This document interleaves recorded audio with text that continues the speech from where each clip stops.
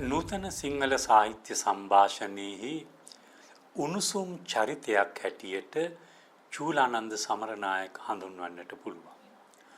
ඔහු වඩාත් පාඨකයා අතර ගෞරවාදරයට පත් වෙලා ඉන්නේ උසස් සාහිත්‍ය කෘති පරිවර්තනය කරන්නෙකු හැටියට. ඒ වගේම කිසියම් සමාජ විචාරයක නිමග්න තැනැත්තෙකු හැටියටත් චූලානන්ද කාතරත් ප්‍රකටයි. ඔහු කවියෙක් හැටියට හඳුනනවද කියන එක ඇත්තටම ප්‍රශ්නාර්ථයක්. ඒකට හේතුව ඔහු ඒ තරමට ගද්දියට කාලය කැප කරලා තියෙන නිසා. පරිවර්තන කෘති සම්භාරයක් පාඨක සමාජයට ඉදිරිපත් කරලා තියෙන නිසා. චූලානන්දගේ සාමාන්‍ය කතා විලාසයේ මූලිකව තියෙන දේ තමයි තියුණු විවේචනය සහ උත්ප්‍රාසය. ඔහු සමාජ දේශපාලනික අරුතකින් තමයි අදහස් පළ කරන්නේ. ඔහු කවියත් ඒ සඳහා ඉවහල් කරගන්නවා ඉතාම සූක්ෂම ලෙස. ඒ වුණාට ඔහු සටන් කවි ලියන්නෙක් නෙමෙයි. ඔහු උත්ප්‍රාසයෙන් යුක්ත ජීවන අරුත් සමාජ අරුත් කවකට නගන ආකාරය බුහුටි බව අපූර්වයි. ඔහු කෙටි කවියත් දීර්ඝ කවියත් දෙකම අභ්‍යාස කරන කවියෙක්. යකුළු මෑන් කාව්‍ය සංග්‍රහයක් පළ කරන ඔහු 2016 දී. එහි මූලික වශයෙන්ම තියෙන්නේ කෙටි කවි. මාතෘකා රහිත කුඩා කවි තමයි මේ කෘතිය පුරාම අන්තර්ගත වෙලා තියෙන්නේ. එක තැනක ඔහු කියන කවකින් ඊටාම තියුණු ලෙස සමාජ විවේචනයක නිමග්න වෙනවා. තවත් තැනක ඔහු මිනිස්යා දෙසම බලන්නට කවුළුවක් විවර කරනවා. කවි කීපයක් කියවන්නට කැමතියි. නඩු විභාගයේ කල් තැබිනි සතුටින්ය නීතිඥ දුකෙනි පැමිණිල්ල සහ විත්තිය. නඩුවක් කල් යනවායි කියලා කියන්නේ නීතිඥයාට සතුටක්. හැබැයි විත්තියයි පැමිණිල්ලයි දෙකම අවිනිශ්චිතතාව තුළ සංతాපයටපත් වෙනවා. මේක තමයි අධිකරණ භූමියක යථාර්ථය. මේ තව උත්ප්‍රාසනීය කෙටි කවක්. දුම්රියක හිඟන්නෙක් වේලක් කන්න ඉල්ලයි රුපියලක්. දෙන්ට නොමැතිව රුපියලක් හූල්ලයි තව හිඟන්නේ. දැන් මේ චරිත දෙකක් එකම කාසියක දෙපැත්ත වගයි ඔහු මේ මනුෂ්‍ය සමාජයේ ඇතමුන්ම කියවන්නේ. ඉපලක් සෑම උදයකම අමදී ඉදලකින් මාවතක්. ඉපලක් සෑම උදයකම අමදී ඉදලකින් මාවතක්. ඉපල තමයි ප්‍රාණියක්. ඉදලකින් මාවතක් පිරිසිදු කරනවා. පුරුෂ සිරුරක් දරන වෙහෙස. අනුබුදු මිහිදු හිමියනි වඩිනු මැන දෙසුමට දහම් පදයක් මාවත් අද්දර දඩකෙලියේ යන පොලිසියට.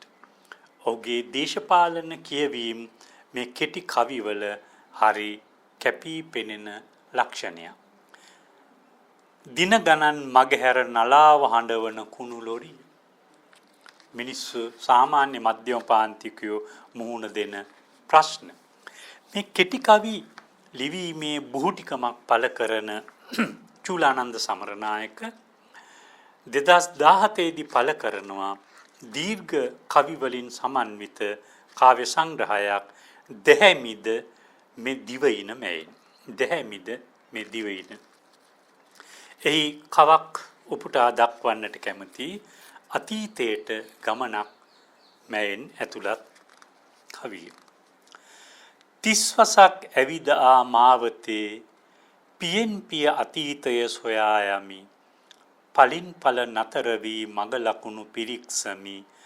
මග හැරුණු තැන් වේද සිහි කරමි. මදහසට වල ගැහුණු දෙකපුලකි නලල මත දඟ කරන කෙස් රොදකි.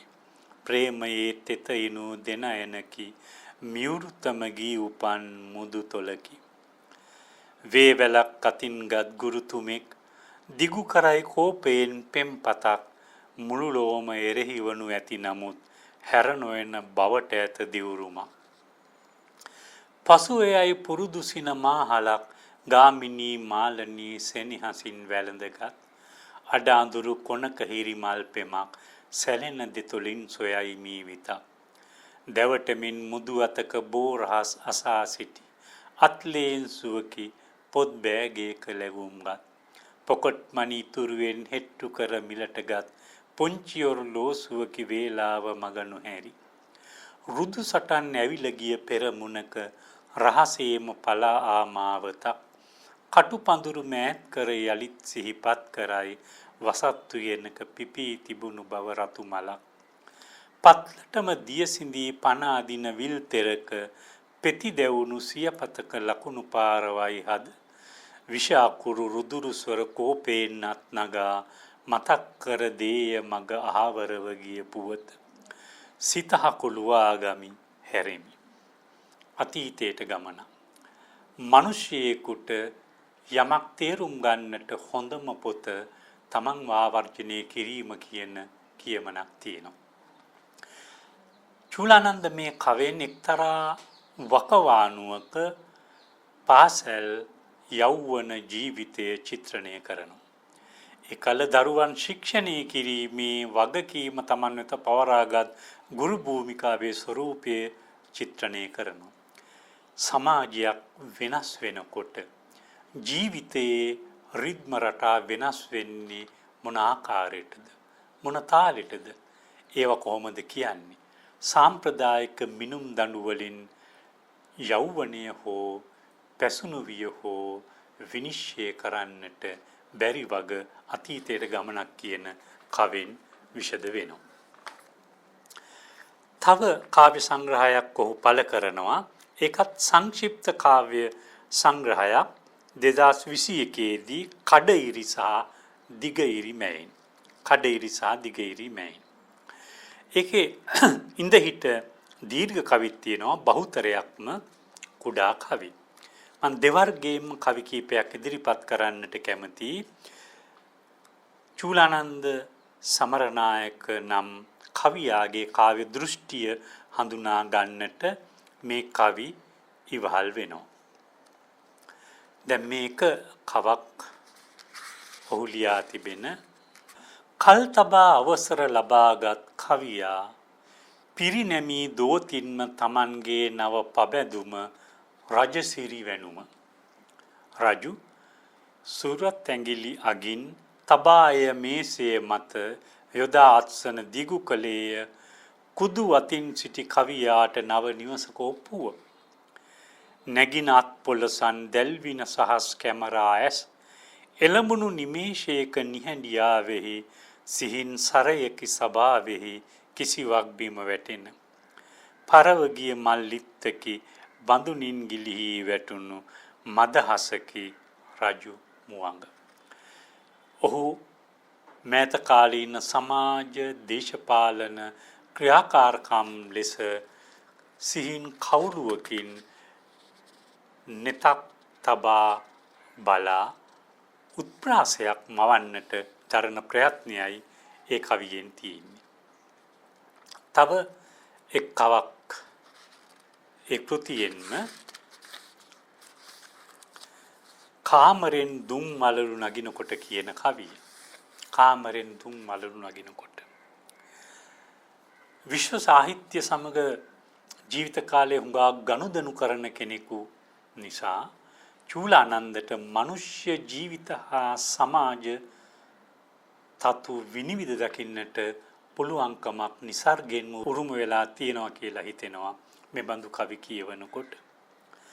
කාමරෙන් දුම් මලලු නගිනකොට මන් දන්නවා නුඹ කල්පනා කරන බව පොත්පත් ගසනකොට පුටුව පස්සට තල්ලු කරනකොට ජනෙල් පියන බිත්තියේ හයියෙන් වදිනකොට මන් දන්නවා ආයමත් අමාරු කාලයක් ඇවිත් වග.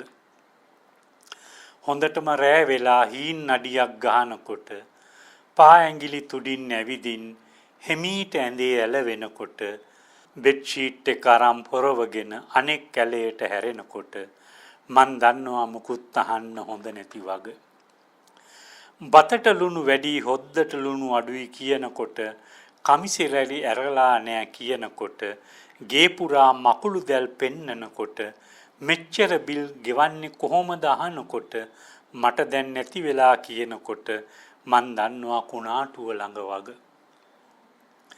මොබයිල් එකට රහසින් කොඳුරනකොට කමිසෙ හැඩ කණ්ණාඩියෙන් බලනකොට බාත්රූම් එකෙන් සින්දු ඇහෙනකොට රැවුල නීට් එකට කපලා තියෙනකොට අද මට බත් එපා කියනකොට සෙන්ට් එක බෑග් එකට ඔබනකොට මන් දන්නවා ටවල් එකත් බෑග් එකේ බව. හැන්දෑවේ බයික් එක ගේ ළඟ නතර වෙනකොට කොත්තුවක් මට දික් කරනකොට මන් දන්නවා ඇයි කියලා අහන්න හොඳ නැති වගේ. කමිසෙ හොදනකොට යාන්තම් රතක සලකුණු පෙනෙනකොට මන් දන්නවා නුඹේ ගෙල දිහා බලන්න හොඳ නැති වගේ. නුඹ ඒ දන්නේ නෑ මන් නුඹ ගැන හැමදේම දන්න වගේ. නුඹ මං ගැන කිසි දෙයක් නොදන්න වගේ. ආයෙමත් දවසක රැයක අසනියක් වගේ එකපාරටම නුඹ මට බර වෙනකොට මන් දන්නවා නුඹ ආයෙමත් ඇවිත් වගේ. ඒත් නුඹ දන්නේ නෑ මං ආපහු එන්න වැටි වැටි තතනන වගේ. මේ කවියේ ඇත්තටම කතකයා බිරිඳක්. විවාහය පිළිබඳ කිසියම් ආකාරයකට සෝචනීය අනුවේදනීය පුවතක් කවියා මේ කවියට විශේෂ කරගෙන තියෙනවා. බිරිඳ සිවිල් බලයක් නැති තැනැත්තියක්. ඒ ස්වාමියා අභිමුව අසරණව හිම්බත්ව ජීවත් වෙනවා. ඔහු තමන්ගේ නිදහස රිසිසේ විඳින්නට ප්‍රයත්න දරනවා. හැබැයි කවි යටිපෙළෙන් කුළු ගන්වනවා විවාහය කියන එක රැක ගැනීම දෙදෙනාම එකිනෙකාට හොරෙන් සිද්ධ කරන වග. මේක කෙටි කතාවක් ලියන්නට තරම් ප්‍රබල ජීවන වෘතාන්තයක් ඊටාම මනරම් චිත්ත රූපාවලියක් මගින් කවකට නගන්නට චූලානන්ද සමත් වෙලා තියෙනවා. ඔහුගේ ගිනි පුපුරු පිනි පොකුරු කියන කාව්‍ය සංග්‍රහය පළ කරන්නේ 2023. මීට අමතරව තව ඔහු විත් සහ විත්මෙන් කෙටි කවි ඇතුළත් කාව්‍ය සංග්‍රහයකුත් පළ කරලා තියෙනවා. මේ ගිනි පුපුරු පිනි පොකුරු කියන කාව්‍ය සංග්‍රහය තුල තමයි චූලානන්දගේ කවිකම හොඳින් දිගහැරෙන්නේ. එහි හැම කවියකම වගේ ජීවිත නිරූපණ තමයි ඇතුල් වෙලා තියෙන්නේ. ඔහුගේ සමාජ දෘෂ්ටිය, දේශපාලන දෘෂ්ටිය ඒ කවි වලින් ඊටාම හොඳින් විෂද වෙනවා. ඔහු භාෂාව පරිහරණය කිරීමේදී සාම්ප්‍රදායික අදහස් ඉවසන්නෙත් නැහැ. ඔහුට අවශ්‍ය තැනක අවශ්‍ය හැඟීම කියන්නට අවභාවිතයේ යෙදෙන වචන පවා ඇඟට පතට නොදැනි පරිහරණය කරනවා. මම මුලින්ම උපුටා දක්වනවා එයින් කවක්. මේ කාව්‍ය සංග්‍රහයේ ප්‍රධාන ලක්ෂණය තමයි මාතෘකා එක කවකටවත් ඔහු යොදන්නේ නැහැ.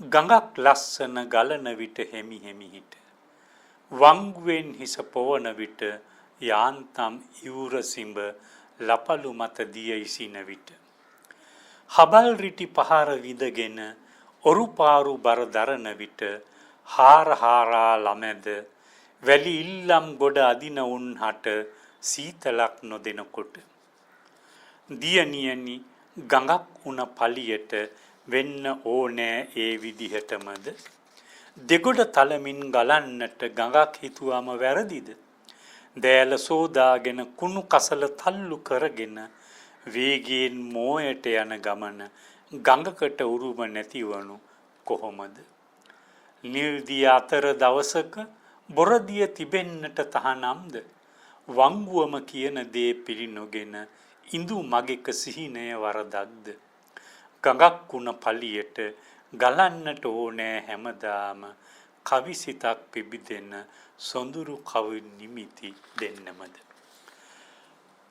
දේශපාලනය සහ සාහිත්‍ය පිළිබඳ අතිශය සංවේදී පුද්ගලයෙක් නිසා චූලානන්ද මේ ලියන කව ඇතුලේ අමුත්තක් තියෙනවා. ඔහු දියණියකට අවවාදයක් දෙන්නේ අර සාම්ප්‍රදායික රාමුවක් ඇතුලේ ඉන්න පියෙකු හැටියට නෙමෙයි. අසම්මතය සොයා යාම ඔහු එක්තරා ආකාරයකට අනුමත කිරීමක නිමග්න වන වග පේනවා. ඔහුගේ දේශපාලන දෘෂ්ටිය හැම කවියකින්ම කුළු ගැන්වෙනවා කියලා මම කලින් සඳහන් කළා. මේ ඊට නිදසුණක්. ටයර් සලකුණකි මග ඇදුණු හදවත තදින් බැඳුණු යන විට අදත් එතැනින් දැනේ ඇස වැලි වැඩි පෑරෙනු. ගැහැණියක වියතුරුණු වැටි පොළොවේහි හැපුණු බූට් පයකින් වැදුණු පා පහරකින් තොල් පැලුණු. පැටියකි බියෙන් ගැහුණු ඇය මුහුණටම ඇලුණු කළුදුම් පහර පෙන්නා තාත්තා කියා මිමුණු. යක්ෂයන් හට ඇරුණු ගිනි මැල දිවා රෑ දිලුණු උතුරද දකුණ මැරුණු යුගයක මතක දරුණු. නොදත්තද ලොව කරුණු ගැහණුන්‍ය නොමැරී මැරුණු ලබැඳි මතකයේ රකිමින් අදටත් දිවිය ගෙවනු.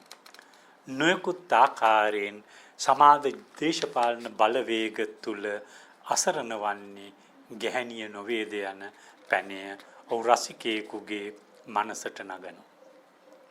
මේ තව ඒ බඳු කවක්.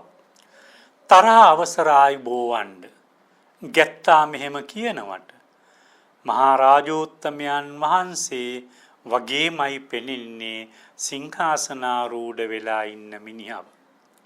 මූණ කට අතපය ඇහි බැම බැල්ම කටහඬ තර්ජනාංගුලිය උස්සන විලාසය අර උත්තමයා වගේමය. මට තියෙන පුරස්නෙත් ඒකමය. දෙන්නේ නෑ ඇඟිල්ලක් ගහන්නට පරදේශක්කාර හැත්තට ගෝරනාඩු කරන හැටි දකිනකොට කිතියක් දැනෙනවා තමයි කිරිපල්ලට. වවනවා මාත් කරිවිල කොටනවා පුරන් කුඹුරද සිල් ගන්නවා පෝයට පිරිතුත් දානවා ඕසෙට. ආයුබෝ වේවා කිය කියා මං ගියා හැම පෙළ පාලියෙම ඉව්වා කිරිබතුත් පාර මැද පිච්චුවා රතිඤ්ඤා කන්දක්ම කෑ ගහපු තරමටම ජය වේවා කිය කියා අණ්ඩවාතෙත් හැදිලා දැන් මට හොයනවා මං කඩගානේ දැන් රටදුම් කොලයක් අමුඩෙට. ඔහුගේ කවියේ තියෙන ආවේගය දේශපාලන වියමනකට අවශ්‍ය ආකාරයට ඔහු නිදහසේ පරිහරණය කරන අන්දම ඒ බඳු කවි වලින් අපට හඳුනා ගන්නට පුළුවන්. මේ තව එක කවක් ගිනි පුපුරු සහ පිනි පුපුරු කියන කාව්‍ය සංග්‍රහයෙන්. බර උසුලන්නෝද වෙහෙස වන්නෝද ඒ තන්හිමය බර පොදිද වෙහෙසද එලෙසමය. කුඹගස් තරම් මිටි පහන් දල්වගෙන බර පටවන්නෝද වෙහෙස කරවන්නෝද උන්ගේ කර මතය. වෙනස කාලයේ පමණි බෝම්බේහි තැන තීරණය කෙරුණේද කුරුසේට තීන්දුව දුන් දුදන බලමුළුවෙන්මය. කළු උවද සුදු උවද වත් පෙඟී ඇත්තේ ලෙයිනි හමනුවේ උන් මොවින් පිලී ගඳමය ලේහි. රෝද පුටුවක ඇදෙන දරුවෙකි දැස් අහිමිව ගිය කිහිලි කරුවෙන් ඇදෙන පියෙකි පාදයක් අහිමි වී ගිය. හරවලා දෙකම් මුල් තඩිසියූ මිනිසුන්ය වැළපිලා මැස්සිරි තලා ලේ මිදුණු ගෑනුන්ය. තන පඳුරකට උව නොදී ඉඩ සුසානය රකින්නය පෙළට මිහිදන් වූ සීන වැඩිහිටි ළමා හදවත්ති. වර නැගෙයි නෙක වදන් ගහගනිති උන් වෘකයන් ලෙද විලිස්සා ගත් දතින් ඒ බරද අසරණුන්ටමය. පියාණෙනි තබමි මේ ඉටි පහන පසෙකින නොගොස් අල්තාරය වෙත හැරමි මම ద్వාරය අසලින්ම මේ සාතන්ද සුදු හඳින හෝරාවය. චූලානන්ද සමරනායක සැබවින්ම දේශපාලන ගත් කතුවරේ. ඔහු පරිවර්තනය කරන හැම ගද්‍ය කාව්‍ය කෘතියක්ම කිසියම් දේශපාලන සන්දර්භයක් තුළින් නිර්මිත කෘති. කවිය කියන සාහිත්‍ය ප්‍රවර්ගය තෝරා ගැනීමේදීත් ඔහු තමන්ගේ අභිමතාර්ථය මුදුන්පත් කර ගැනීම දෙවෙනි තැනට තබා නැති බව කියන්නට පුළුවන්. චූලානන්ද පහුගිය කාලේ පරිවර්තනය කරලා තියෙනවා කවියා කඳු අතර දියදහර කියලා බිස්මා උප්‍රටි කියලා කිවිඳියකගේ නේපාල ජාතික සාහිත්‍යකරුවෙකුගේ කෘතියක් පරිවර්තනය කරලා තියෙනවා. ඊටාම රසවත් කවි අපට හොඳටම දැනෙන කවි ඒ කෘතියේ අන්තර්ගතයි. එක කවක් විතරක් කියවන්නට කැමතියි. කුසුම සහ කටු සුපසන් බව සුකොමල බව සුගන්ධවත් බව කැටි කරගෙන සිටිත් උයනෙහි කුසුම් පෙළ කුසුම් වෙත සමීපව දිව්‍යෙහි අනේක වූ මිහිරි සුවඳින් නොකඳව අවැසෙවි මිනිසා හට කුසුමක් බවට රූපාන්තරණය වන්නට නමුදු දැන් නොසෑහෙයි එය ඔහුට හුදු කුසුමක් වීම නොතරම්ය පිරී ඇත්තේ වත්මන කෑදරකමින් මාත්සාරයෙන් සහ නපුරින් දැන් ඔහුට අවැසි වනුයේ වන්නටේ රෝස කුසුමක් අන් කුසුම් අතරෙහි කටුද එකසේ දරන. ඔහු පරිවර්තනය කරන්නට තෝරාගෙන තියෙන කාව්‍ය සංග්‍රහයත් එය රචනා කළ තියෙන කවියාත් කිසියම් දේශපාලන රාමුවක කවි චින්තාවන් ඉදිරිපත් කළ කවියෙක් බව මේ කෘතිය කියවනකොට වැටහෙනවා.